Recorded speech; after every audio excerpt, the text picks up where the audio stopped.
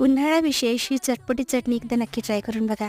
अर्धा कप चणा डाळ रात्रभर भिजत घालायची आहे. मिक्सरमध्ये घालून वाटून घ्यायची आणि थोडं पाणी घालून याला बारीक पेस्ट होईपर्यंत वाटायची आहे. पॅनमध्ये 1 चमचा तेल गरम झालं की मोहरी, जिरे घालायचं आहे. 1 चिरलेला कांदा, हिरव्या मिरच्या आणि सुक्या लाल मिरच्या परतून घ्यायच्या आहे. अर्धा चमचा हळद आणि कढीपत्ता घालून परतून घ्यायचं. केलेलं डाळीचं वाटण घालायचं आहे आणि फक्त 2 ते 3 मिनिटासाठी परतायचं आहे.